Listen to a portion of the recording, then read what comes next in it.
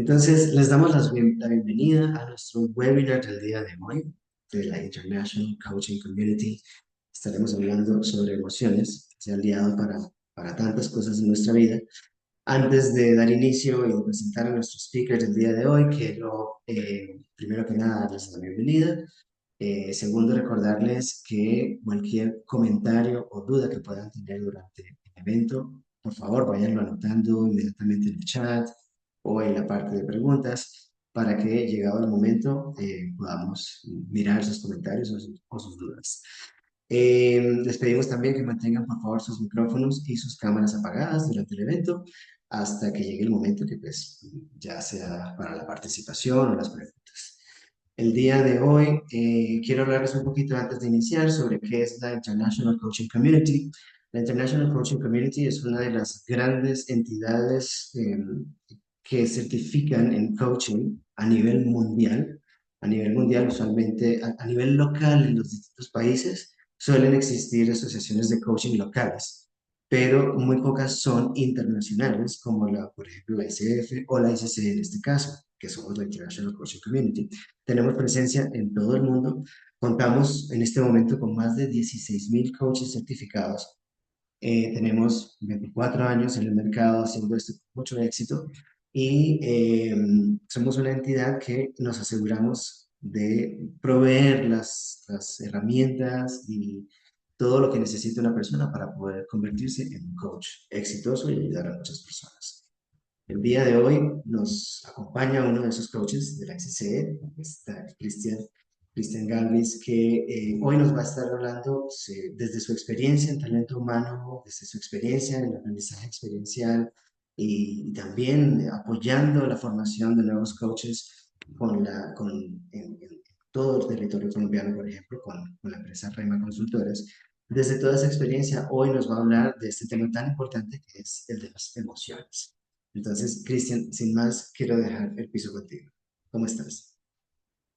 Hola Alexis, muchas gracias por tu introducción y antes que nada agradecer a la ICC, entidad que, como bien lo dices, es con la que estoy certificado actualmente como coach desde el año ya 2013, ya más de 10 años, aquí en Colombia. Y pues mi intención en el día de hoy, eh, pues además de agradecer a todos los asistentes, realmente es muy grato para mí encontrar toda una variedad de personas y diversas de diferentes países para hablar de este tema y, y aprender algo más. Eh, yo desde mi experiencia, además de coach, pues soy de psicólogo de profesión. Quisiera contarles que el asunto o el tema relacionado con inteligencia emocional es algo que me viene, digamos, apasionando a lo largo de la vida desde hace ya bastante tiempo.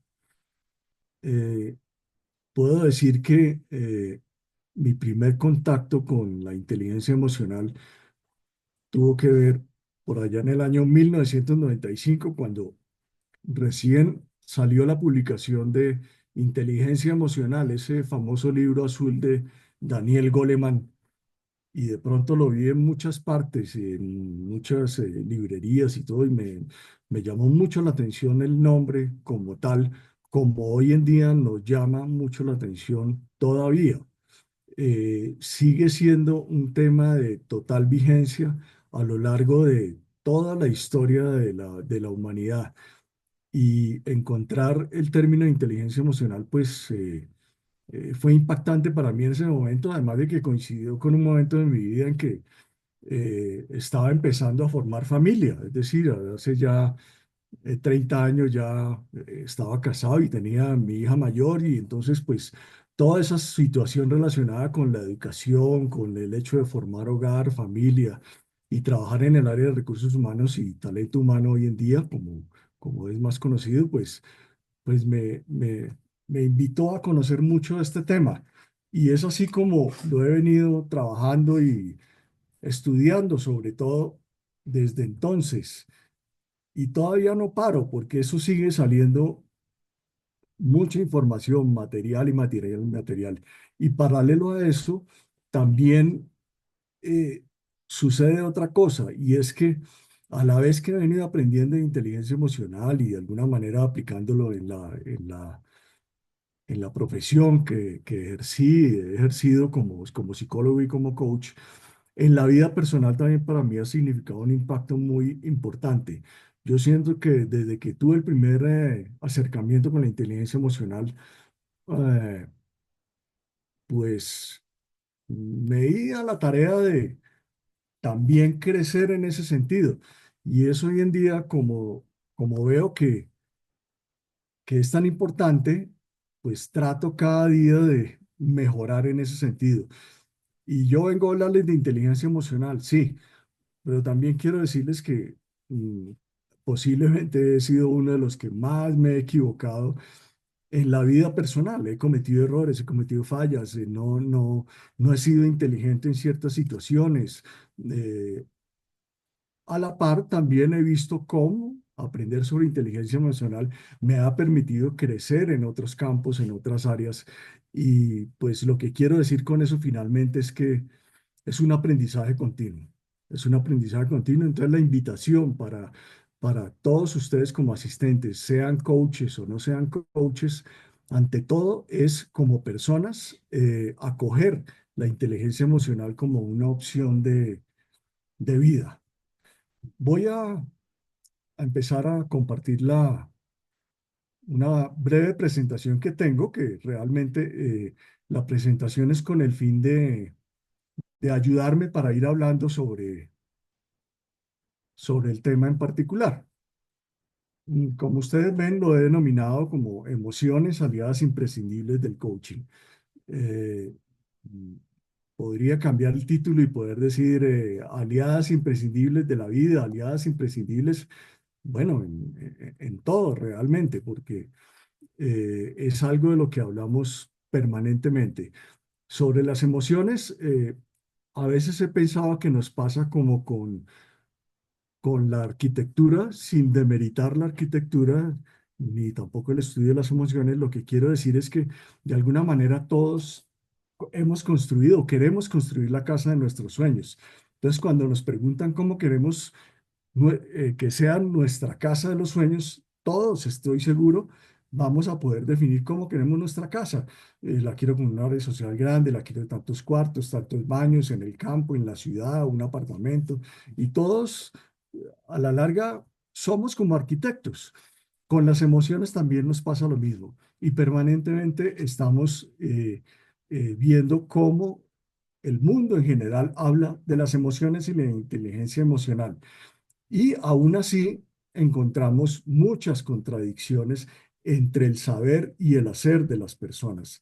Y ahí es donde, para entrar un poco con el tema del coaching como tal, hay que estar permanentemente conectados con esa alianza en el ejercicio del coaching, entre el saber de la inteligencia emocional y actuar como con inteligencia emocional.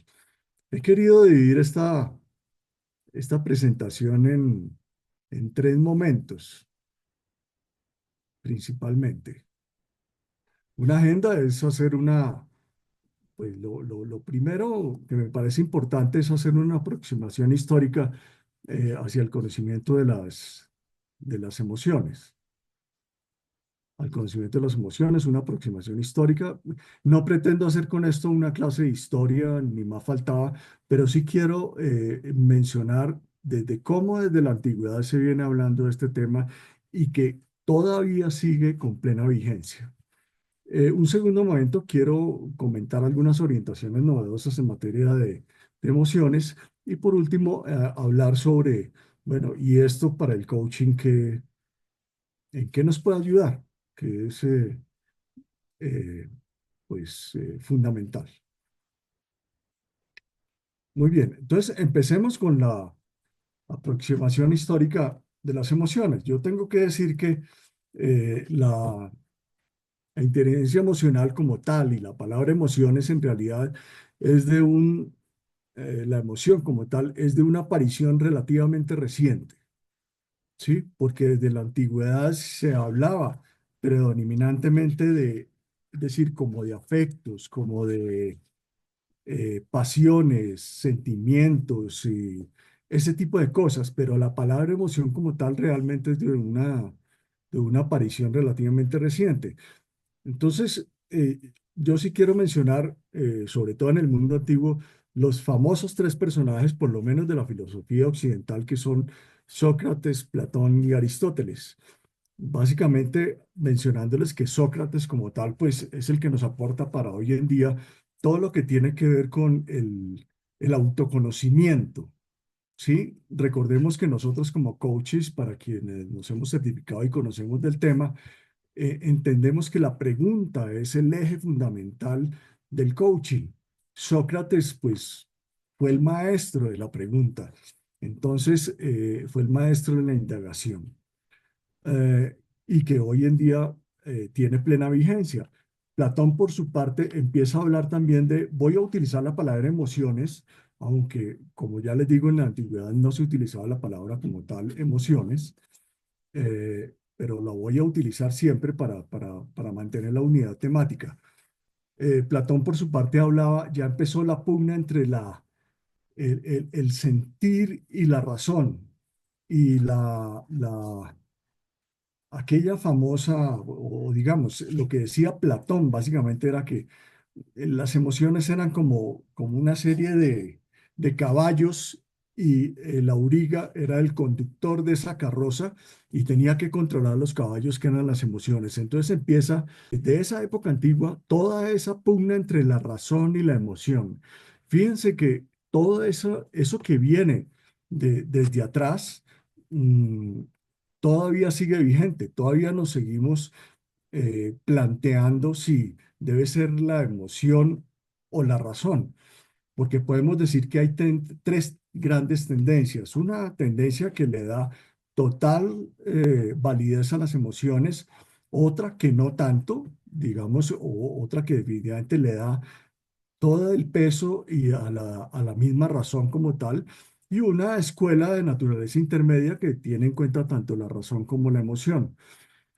Yo pudiera decir que yo personalmente me inscribo un poco como en sin hablar de política, pero podría decir que el centro izquierda.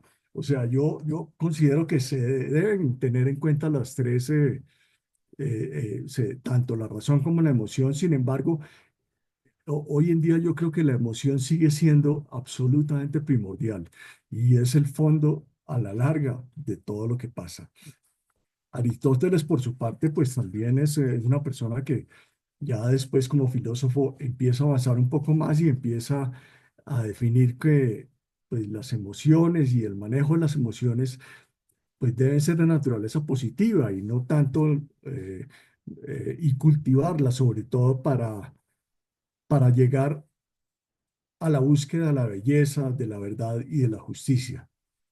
Después viene un filósofo. Bueno, esto no es tan lineal finalmente, pero de todas maneras después de ellos aparece Epicuro como creador de el epicureísmo, cuyo fundamental propósito, según él, es la búsqueda del placer. Entonces, ahí me parece muy interesante mencionar este filósofo porque introduce un tema que específicamente él lo plantea y es la búsqueda de la felicidad. Y eso tiene toda una relación con el tema de las emociones y como tal del placer, la lucha entre el placer y el displacer. Y un autor que va a ser muy importante para esta charla de hoy, que es Zenón de Sitio, que junto con, antes de él fue Séneca y Marco Aurelio a través del emperador romano, a través de sus meditaciones, quienes fueron como los precursores del estoicismo. Y el estoicismo hoy en día resulta ser una de las grandes disciplinas que se han traído al presente para el exitoso manejo de las emociones. Entonces, los estoicos empiezan a definir como una serie de pilares que a mí me parece muy importante mencionar. En primer lugar, que lo que hay que perseguir es la felicidad, es decir, tener la tranquilidad del alma, ni más ni menos. Eso es importante. El tiempo, definen los estoicos que el tiempo es relativo, todo depende de cómo lo utilizamos, para qué lo utilizamos. Y los hechos pueden ser de dos tipos, los que dependen de nosotros y los que no. Fíjense cómo aquí esta parte es de interesante para el tema del coaching. Y es que acuérdense que el coaching lo que trabaja fundamentalmente, al menos en la construcción de las metas, es buscar aquellas cosas sobre las que tenemos control. Específicamente buscar cambios sobre aquellas cosas sobre las que tenemos control. Entonces, darnos cuenta, dicen los estoicos, de lo que depende de nosotros y lo que no depende de nosotros, y a eso darle la máxima importancia. Y un cuarto elemento importante, un cuarto pilar de los estoicos es la universalidad, es decir, todos somos ciudadanos del mundo, no existen fronteras. Y hoy en día, en este mundo tan complicado, inclusive hablemos de las mismísimas fronteras de los países, ¿sí? Para darnos cuenta que realmente son una fantasía, o sea, las fronteras de los países realmente no deberían existir.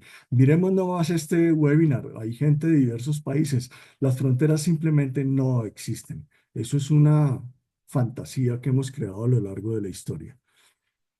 Después de este mundo antiguo, que lo podemos definir como de la filosofía occidental, que es con la que somos más afines. Sin embargo, recordemos que hay una filosofía oriental muy antigua, también a través de Confucio, de Buda, particularmente, también nos traen muchas cosas hoy en día al presente que por fortuna se han rescatado para el tema de las emociones. Hablemos de una era muy importante que es como tal el cristianismo. Con la aparición del cristianismo, las emociones adquieren una dimensión muy particular y es que mm, eh, se produce una pugna entre lo que es, digamos, la importancia de controlar las emociones para que éstas no nos muevan hacia el pecado. Y eso ha trascendido a lo largo de los siglos, ¿sí? Hasta el día de hoy. Ojo, ten cuidado con tus emociones porque te pueden conducir al pecado. Ustedes van a pensar, bueno, ¿y esto qué tiene que ver con el coaching? Pues precisamente todos estos temas tenemos que aprender a determinarlos y a detectarlos a través de la indagación y la pregunta, cómo nuestro coachee de alguna manera en ocasiones está sintiendo culpa con la expresión de algún tipo de emociones o para el cumplimiento de sus metas. Hay coaches y personas que a veces sienten que si va a cumplir una meta X, Y o Z, puede llegar a sentir culpa. ¿Y por qué?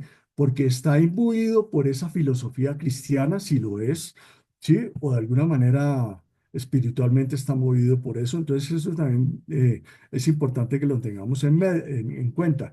La Edad Media es un reforzamiento de ese cristianismo, es lo que es la pugna entre la carne y el espíritu. Vienen grandes santos como el Santo Tomás y San Agustín, es decir, para ellos lo más importante, pues, desde la espiritualidad finalmente es el amor y hay que tener mucho cuidado porque esto que el cuerpo pues está lleno de deseos y propósitos egoístas y mundanos. Y la Edad Media pues promueve mucho eso.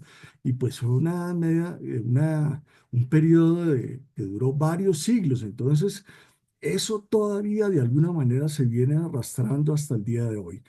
Después llega el Renacimiento y la Edad Moderna. El Renacimiento es muy interesante porque es todo un resurgimiento de finalmente de las emociones. No más miremoslo a través del arte. Sería muy interesante algún día hacer una charla sobre todo lo que ha tenido que ver el arte en relación con las emociones.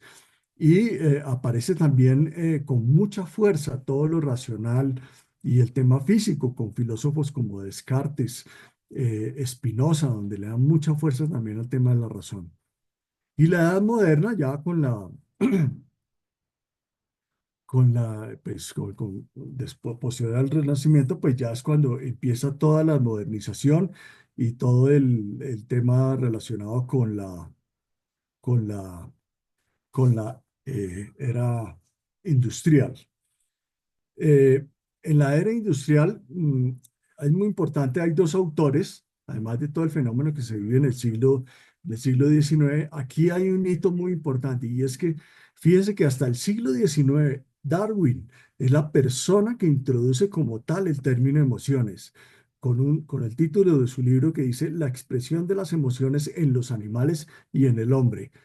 Es la primera persona que como tal plantea la palabra emociones y además mencionó justamente a los animales como también relacionados con el asunto de las emociones. Qué curioso eso. Eh, Hoy en día, cuando todos los que tenemos mascotas vemos en ellos que realmente tienen emociones.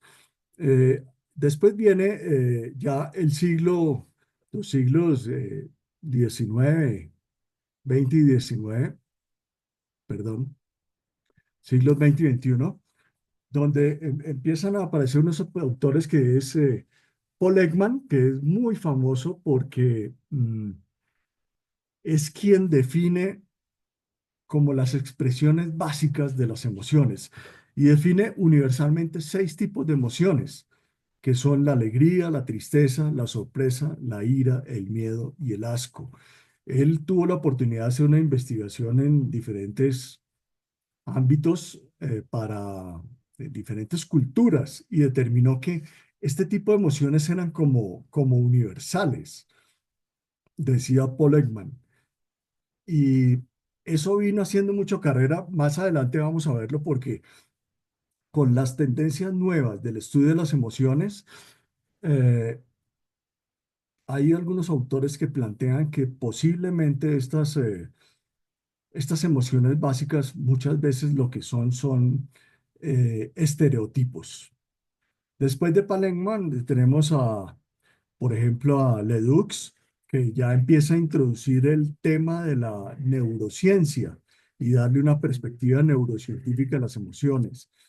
Él plantea, por ejemplo, que si bien todos los cerebros en su estructura son relativamente similares, de todas maneras todos los cerebros están cableados de una manera muy sutil y muy diferente en cada una de las personas. Esto también tiene un impacto para las nuevas tendencias en el estudio de las emociones. Tenemos también a Antonio Damasio que habla de como una cartografía del cerebro. El cerebro tiene como un mapa del cuerpo y entonces dependiendo de eso, nosotros tenemos como una serie como de marcadores somáticos que nos determinan qué clase de emociones son las que eventualmente deberíamos sentir en un momento dado. Llegamos finalmente aquí a un autor que yo creo que es muy conocido por todos, ya lo mencioné al principio, que es justamente Daniel Goleman, y fue él el quien, pues a mí personalmente me introdujo en este estudio tan interesante de lo que es la inteligencia emocional.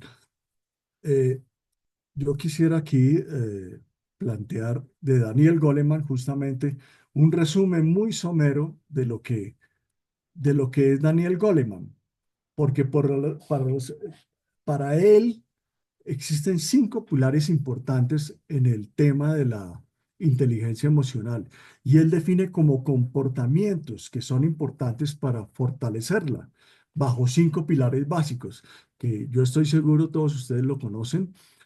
El primero es el autoconocimiento, tener conciencia emocional, evaluar nuestras propias emociones, desarrollar la confianza. Y fíjense cómo el autoconocimiento finalmente viene desde la época de Sócrates, volviendo a retomar con el tema de la historia. La autorregulación, podríamos decir que viene casi que del mismo Platón. Es el control de las emociones, tener confiabilidad, adaptabilidad, las competencias que están allí definidas, la escrupulosidad, ser innovadores. Y un tercer elemento que define Goleman es fomentar la automotivación, o sea, tener afán de triunfo, pero es un triunfo, recordemos, es un triunfo consigo mismo. Es decir, yo hoy debo ser mejor que ayer y mañana debo ser mejor que hoy. Es decir, es una competencia conmigo mismo, es un compromiso permanente y motivarme y ser optimista permanentemente. Eh, pues Ayer tuve el privilegio y el honor de asistir al concierto de Shakira, y Shakira en uno de sus apartes puso imágenes de cuando ella era niña y decía que frecuentemente pone ella esas imágenes o las ve ella para sí misma con el fin de saber de dónde viene, de quién era, de dónde salió. Una niña sencilla, de clase media, y llegar a donde llegó. Y dijo una frase, dijo, todos caemos, todos hemos caído, las caídas son inevitables. Pues bien, eso nos habla todo del optimismo y la mente positiva. Y Goleman también plantea otros dos pilares que también yo creo que ustedes los conocen, tienen que ver con la empatía y las habilidades sociales. Ya son todo ese relacionamiento con los demás. Eh, el conocimiento, la regulación y la motivación son interiores, son lo que yo hago. Y la empatía y las habilidades sociales, por su parte, son esos comportamientos que nos ayudan a crecer emocionalmente con base en la conexión, en los vínculos con los demás. En la parte inferior he determinado unas emociones que podemos llamar destructivas. No las plantea Goleman, pero sí las plantea en un libro Goleman, en un diálogo muy interesante con se me escapa, con el Dalai Lama. Y allí determinan esta serie de emociones que son destructivas, que son la ira, el miedo, la tristeza, la vergüenza y la envidia. mm, Tengamos en cuenta que las emociones tienen intensidades altas, bajas, medias, son más frecuentes, son menos frecuentes, tienen como cierta gradualidad. Dependiendo de eso, algunas de estas emociones destructivas tienden a volverse mm, patológicas. Vamos a avanzar un poco más y voy a empezar a plantearles lo que tiene que ver con algunas orientaciones novedosas en materia de emociones. Y yo la llamaría novedosas, por lo menos para lo que ha sido para mí en particular. Hay una autora que es Lisa Feldman, que yo les invito a que lo estudien. Tiene un libro muy interesante que es La vida secreta del cerebro. Y aquí es donde yo quiero desarrollar unos conceptos que para el tema del coaching me parece que son muy importantes. El primero de ellos tiene que ver con un asunto que ella llama degeneración. ¿Qué es la degeneración? Eh, no es una palabra, digamos, muy afortunada porque está un poco impregnada de cierto como aspecto negativo, como que se degenera. Pero no se trata de eso. Utilicemos una palabra mejor que hoy en día se usa mucho, es como la plasticidad del cerebro. Es decir, un suceso mental, cualquier asunto mental, no está generado por un solo conjunto de neuronas, sino que combinaciones de neuronas diferentes pueden dar lugar a diferentes casos de un suceso. Por ejemplo, el miedo. El miedo en una persona puede producir los ciertos grupos de neuronas, en otra persona otras. Y eso es lo que hoy en día se ha dado por denominar eh, degeneración o plasticidad cerebral. Entonces, tengamos en cuenta mucho eso para el tema del coaching, porque eh, en el ejercicio de nuestra profesión, eh, hay que tener en cuenta esos diferenciales y ya vamos a profundizar un poco más en eso. O sea, ¿qué significa cada cosa realmente para cada persona? Un segundo elemento, un término que ella introduce en ese libro es lo que ella llama arousal, arousal, que es en inglés, que es como la traducción más exacta, es como excitación. Es como el nivel de excitación del sistema nervioso central, ¿sí? Y que se puede evaluar según la respuesta fisiológica, bien sea el ritmo cardíaco, la respiración, la tensión muscular, la sudoración, entre otras. Y una sola categoría emocional puede suponer respuestas corporales diferentes, diferentes eh, y cambian. Es decir, no es lo mismo el miedo para una persona que otra. Ahora, ese miedo se puede definir distinto en una persona u en otra y ya lo vamos a ver un poco más en detalle. Pero entonces, el segundo término que ella introduce es arousal. Lisa Feldman es psicóloga y neuropsicóloga, entonces profundiza mucho en este campo y es muy interesante. Otro término que ella introduce es lo que se llama la interocepción y es lo que hoy en día llamamos como el segundo cerebro. El segundo cerebro son, o no son otra cosa distinta que los órganos del cuerpo. Los órganos internos del cuerpo, el abdomen, el tórax y pues en general los músculos también. Entonces, esos son el origen del sentir. No necesariamente es a nivel cerebral. Eh, eh, Ese segundo cerebro, los órganos del cuerpo están íntimamente relacionados y cableados con lo que sucede en el cerebro. Entonces el cerebro también a lo largo de su historia va recogiendo temas, llamémoslos estadísticos, y más adelante vamos a mirarlo un poco, estadísticos, porque esa estadística de sentimientos es la que nos permite en el futuro reaccionar de X, Y, Z manera. Y a lo que Lisa Feldman, en otras palabras, nos quiere decir con su teoría es que las emociones es decir, nuestro cerebro no es reactivo. La novedad que aquí se introduce es que nuestras emociones son construidas.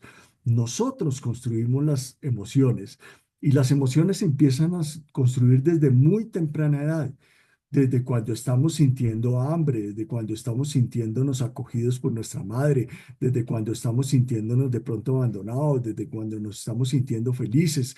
Cuando nos está pasando cualquier situación, el cuerpo se está volviendo como una memoria. Entonces, desde muy temprana edad, nosotros construimos emociones y esas emociones que tenemos hoy en día no son otra cosa que esa construcción a lo largo de la historia.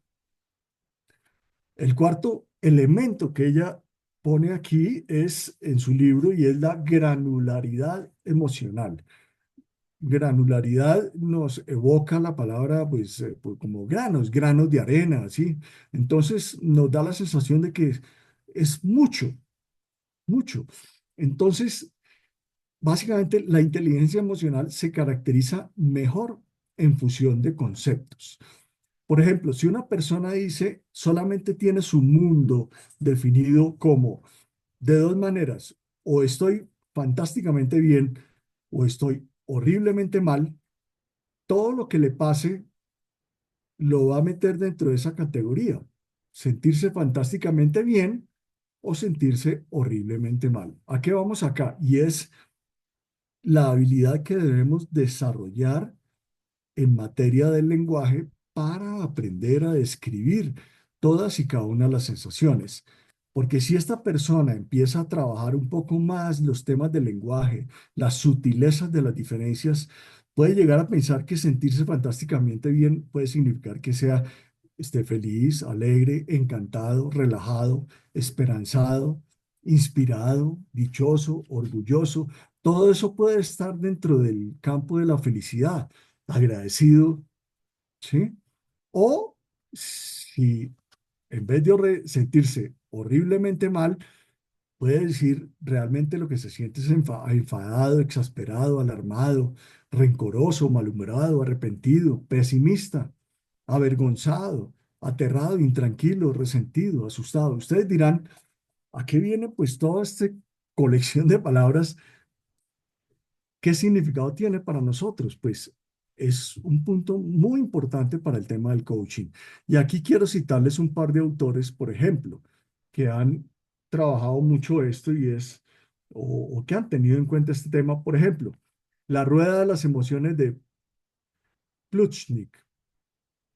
Plutchik es un psicólogo norteamericano que plantea, por ejemplo, esta rueda de emociones. Y fíjense la cantidad de emociones: la vigilancia, el éxtasis, la admiración, el terror, el asombro, la pena, el odio y la furia, están dentro del círculo central.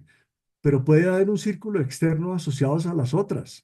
Por ejemplo, en la vigilancia puede estar la anticipación, después la alegría en el éxtasis, la confianza, miedo, sorpresa, tristeza, en fin, cada una de esas. Y así se seguirá expandiendo hacia otras palabras.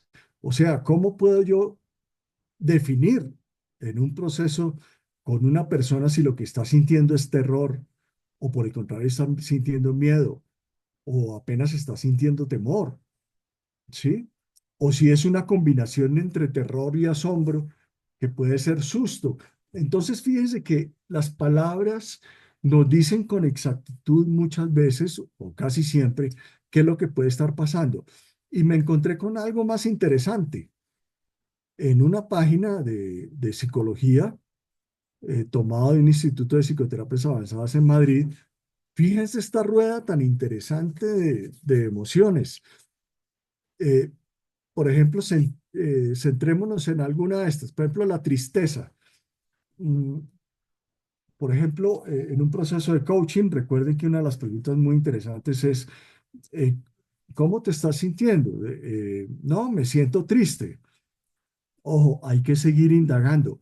Bueno, ¿y esa tristeza cómo la puedes definir? Y así, porque esa persona, dentro de esa tristeza, lo que puede estar sintiendo es culpable o abandonado o desesperado o deprimido o solo o aburrido.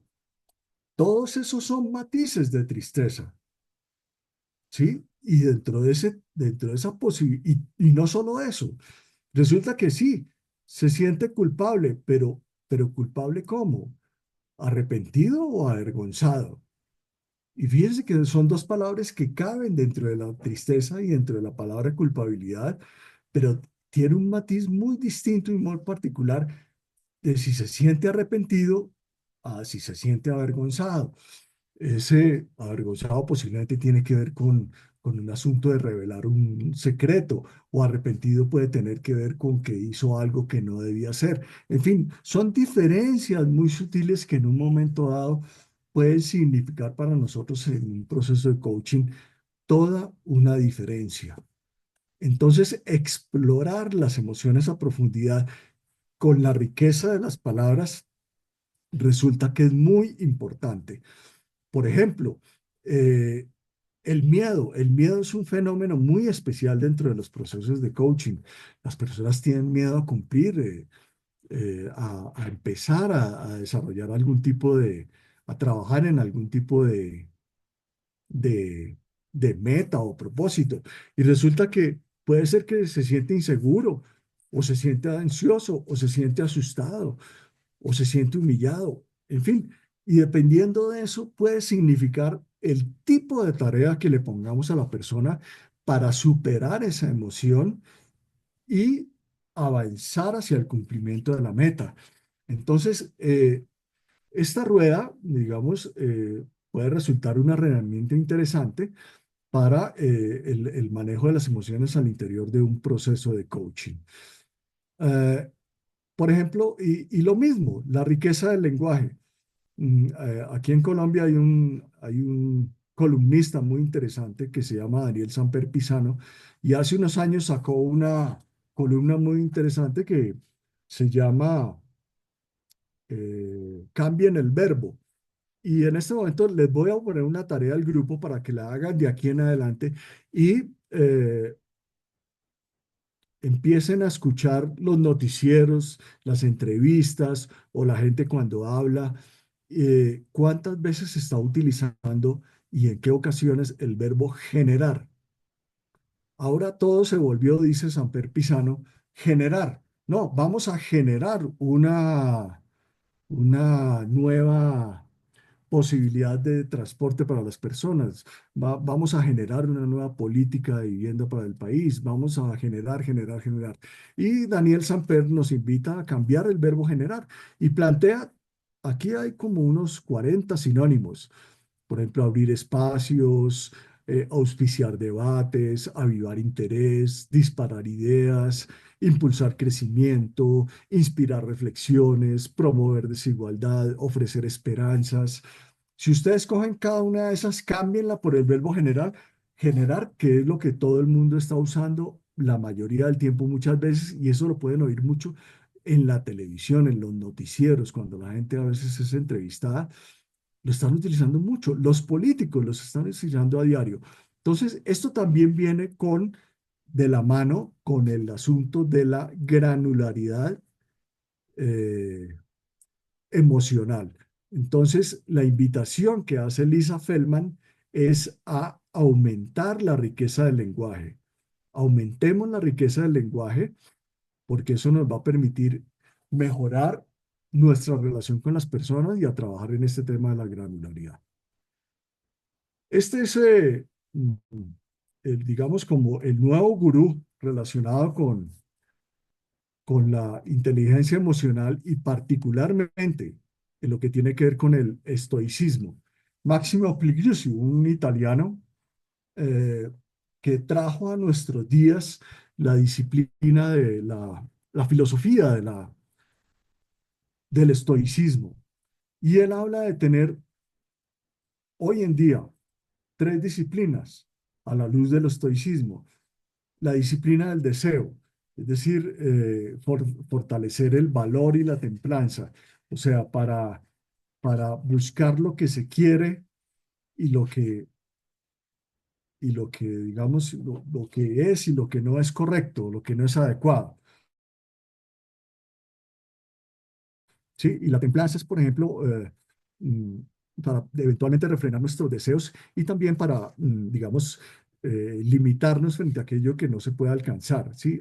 Hay cosas que, francamente, podrían resultar inalcanzables y tener la templanza para decir, bueno, a esto no me lo voy a medir. Tener una disciplina de la acción, es decir, actuar con justicia y tener una disciplina del consentimiento, es decir, tener sabiduría estoica, cómo reaccionar en qué situaciones y en qué momentos y de qué manera. Es como tener la sabiduría práctica. Y aquí es donde yo pienso que la inteligencia emocional debe migrar hacia la sabiduría práctica, porque eh, debe ir más lejos de las conductas, debe ir al interior, al discernimiento de todas y cada una de las personas. Me encontré con una autora que, a mi juicio, resulta bastante sorpresiva, pero me llama mucho la atención, le soy franco, es Laura Esquivel, la famosa autora y escritora que hizo Como agua para chocolate y una película muy bella hacia los años 90, si mal no recuerdo, que trabajaba mucho el tema de las emociones. Recuerdo una escena en particular que a la protagonista no la dejaban casar, o sea, le habían prohibido casarse y, si mal no recuerdo, fue su hermana quien se casó y esta niña a quien no la dejaban casar fue la encargada de cocinar.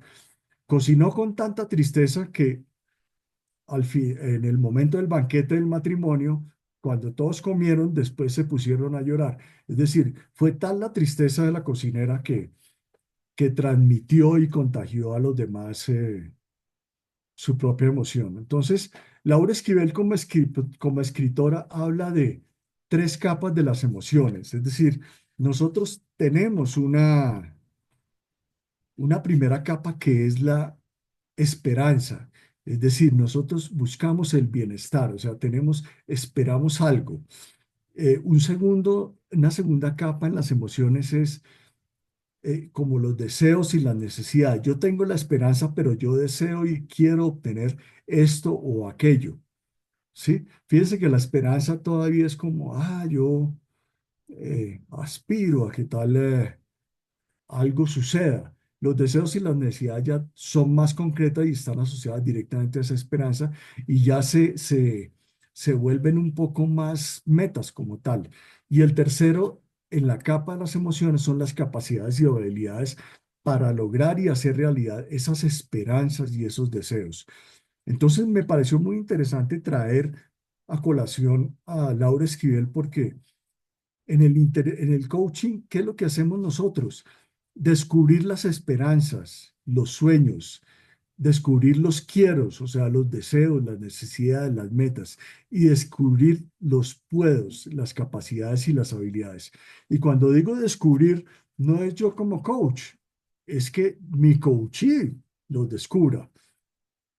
Ahora, fíjense que de todas maneras, si bien yo estoy hablando de coaching, también estoy hablando de nosotros como personas. Bueno, se me está acabando el tiempo, estoy un poco corto, pero voy a tratar eh, de, de avanzar un poco en otras orientaciones novedosas que más que todo yo les invito es a que intenten explorar estos autores que me parecen muy interesantes. Por ejemplo, Robert Solomon, un filósofo muy interesante que habla de la ética emocional. Nosotros no podemos dejar de lado las emociones en relación con la ética. Eh, las personas, todos nos encontramos engranados en el mundo que nos rodea a través de las emociones. Nosotros tenemos un compromiso y un propósito dentro de un grupo humano. Entonces, Robert Solomon también le pone ese ingrediente que a mí me parece central y es el tema de la ética emocional. Una filósofa de hoy en día muy importante, de plena vigencia, es Martha Nussbaum. Habla de las emociones políticas y esto hoy en día sí que tiene toda una vigencia porque, como bien lo dice Goleman, todos nuestros actos tienden a ser políticos. Eh, Sin embargo, hoy en día el mundo se ha vuelto político y la política se volvió hoy en día el centro del mundo. Entonces, no hacen sino manejarnos las emociones a través del miedo, a través de las falsas noticias. Eh, nos incitan a quedarnos en la noticia y no a buscar la verdad. Entonces, Marta Nussbaum resulta ser una autora que es bien llamativa porque nos habla de las emociones y su relación con la moral, la política y la sociedad. Daniel Kahneman, que pues, debo decirlo con orgullo, es el primer psicólogo en la historia, eh, premio Nobel, ni más ni menos que de economía. Una maravilla. Un psicólogo, premio Nobel de economía. Eso es extraordinario. Un libro de él que trabaja lo que tiene que ver, según él, dos sistemas de pensamiento. Hay un sistema que es un sistema rápido y un sistema que es más esforzado. Nosotros tendemos a trabajar mucho con el sistema rápido, a pensar rápidamente, a tomar decisiones rápidamente sin tener en cuenta todo el sustrato estadístico que podemos tener. Y el cerebro, el cerebro, como, como, como todo, como todos los órganos del cuerpo, igualmente también es perezoso. El cerebro en sí mismo también es perezoso y le puede gustar la ley del menor esfuerzo. Entonces, en ocasiones le gusta pensar simplemente rápidamente. Entonces, eh, yo creería que esto a la luz del coaching lo traigo a colaciones porque hay que promover el sistema de pensamiento esforzado según Daniel Kahneman, que es, o sea, hay que poner en dificultades, dicho en buenos términos, a nuestro coachee.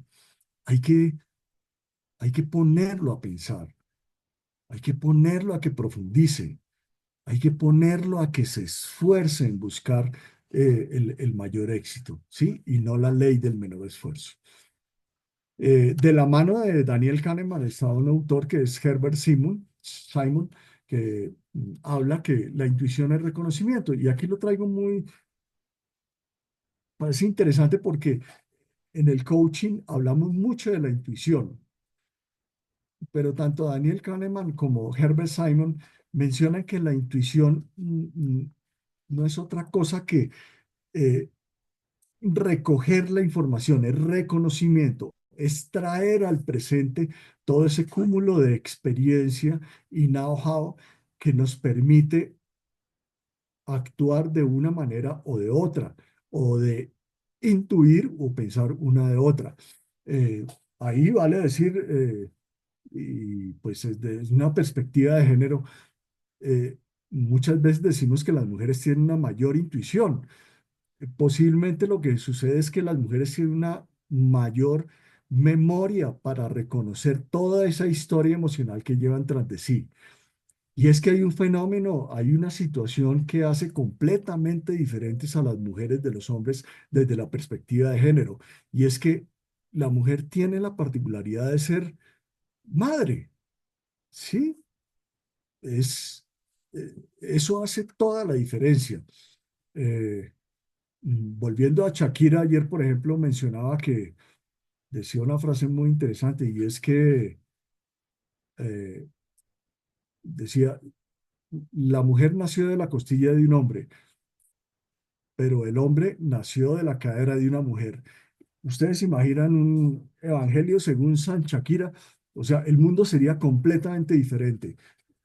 Mm, Todo ha sido patriarcal, todo ha sido desde la perspectiva del hombre. Entonces, bueno, aquí tal vez me puse a filosofar mucho, pero es que me parece muy interesante este tema de la intuición y al interior del coaching es muy importante porque es como ese cúmulo de experiencia que nos permite reconocer que una situación es de una manera y no de otra. Paul Slovic es otro autor, también menciona el tema de la heurística afectiva, que es la indagación afectiva. Es decir, un poco mirar qué hay detrás de cada una de las emociones.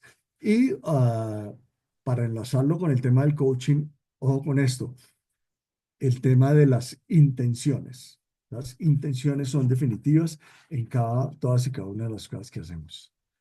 Voy a cerrar rápidamente esto con, como coach, ¿qué puedo proponer y realizar algunas acciones con mi coaching a la luz de todas estas teorías que hemos visto? Por ejemplo, invitar al coachee a que haga meditación, a que haga relajaciones. A mí, por ejemplo, me falta mucho de eso, lo hago muy ocasionalmente, pero háganlo y puede ser un desafío muy interesante y muy llamativo para las personas. Invitar al coachee a que tenga privaciones desde la perspectiva estoica es, por ejemplo, digamos, vaya un día a un centro comercial y no compre nada, por decir algo. Eh, un día deje apagado el celular, por ejemplo. Una privación, haga un ayuno de tantas horas, ponerle alguna serie de cosas importantes a las personas porque las privaciones desde el punto de vista estoico permiten crecer. Eh, Fomentar la alegría frente a la adversidad, o sea, tener coraje. No significa reírse ante las adversidades, sino tener coraje. Actuar ante las dificultades, tener fortaleza, invitarlo a llevar un diario, tener autocontrol, invitarlo a que tenga autocontrol, trabajar en la integridad, centrar los esfuerzos en lo que se puede cambiar. Esto es central en el coaching. Invitarlo a leer, escribir, aprender habilidades nuevas, dormir bien, alimentarse bien, ejercitarse y explorar. Invitar al coachee a explorar. Estas son todas como acciones, tareas a invitar al coachee a que haga ese tipo de cosas para crecer en inteligencia emocional. Esta es alguna de la bibliografía que tengo. Lisa Feldman, Máximo Pigliucci, Goleman, Laura Esquivel, Daniel Kahneman, Oppenheimer.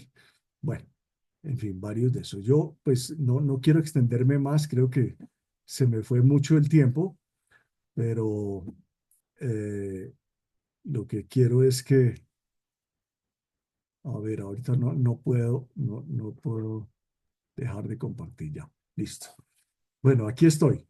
Eh, Yo quisiera saber, la verdad no he podido tener la oportunidad. ¿Se enviará el enlace de la grabación? Sí, se va a recibir, se puede enviar.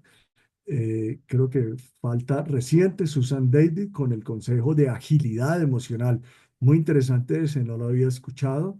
Si tienen alguna pregunta, por favor, la pueden hacer en el chat, algo que quieran aportar, algo que quieran decir. Laura Esquivel, libros maravillosos, sí, efectivamente. Eh, bueno.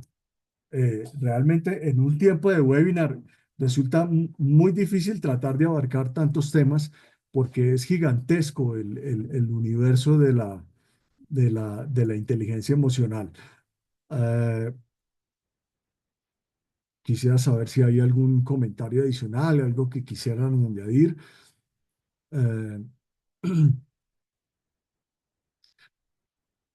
Vuelvo y insisto, este es un trabajo tanto del ejercicio del coaching como del ejercicio personal.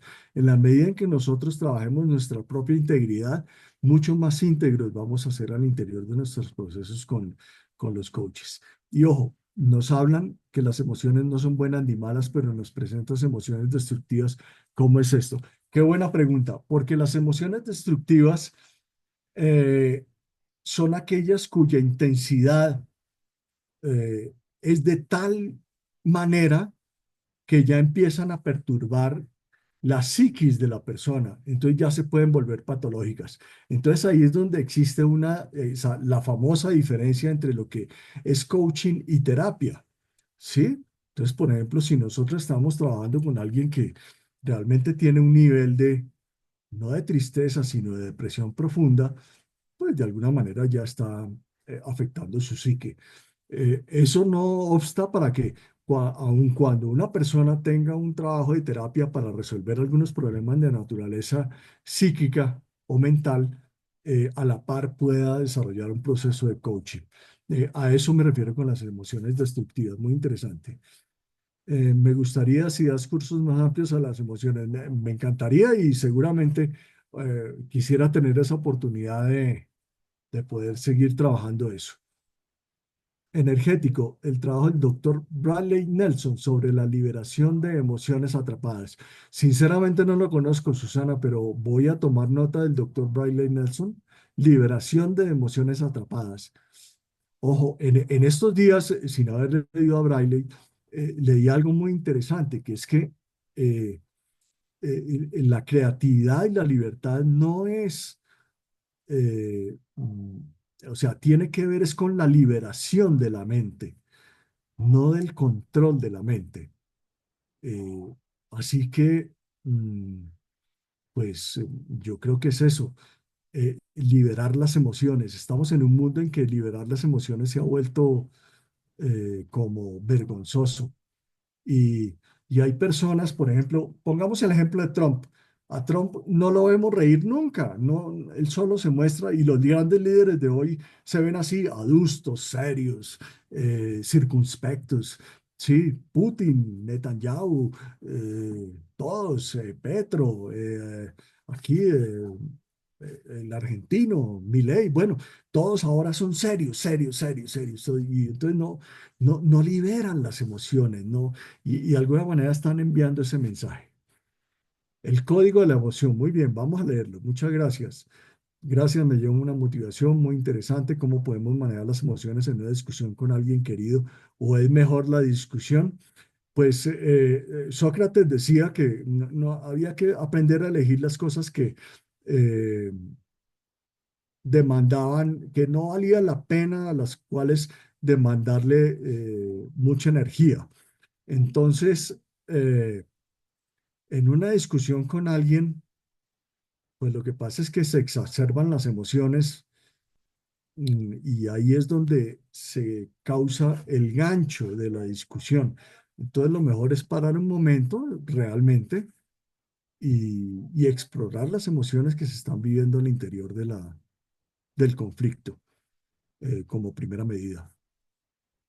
Bueno, Alex, pues, se nos acabó el tiempo, no sé cómo estamos y Sí, hemos llegado al final de nuestro tiempo. De verdad, muchísimas gracias, Cristian, por este tema tan interesante y muchas gracias a todos con sus comentarios y preguntas. Estarán recibiendo la grabación vía email en breve, máximo en unas 24 horas. Los invitamos a que revisen los próximos webinars que tenemos a continuación. Tenemos una serie de webinars muy interesantes para que se vayan registrando. Gracias, Cristian, nuevamente por todo tu contenido, por compartir. a ti, a la ICC y a todos los asistentes, muchísimas gracias y espero que nos volvamos a ver muy pronto. Muy Claro. amables. Claro que sí. Buen Abrazos a día. todos. Que estén muy bien. Felicitaciones. Nos despedimos. Bueno, Que tengan buen día. Chao, chao. gracias. Qué lindo verlos.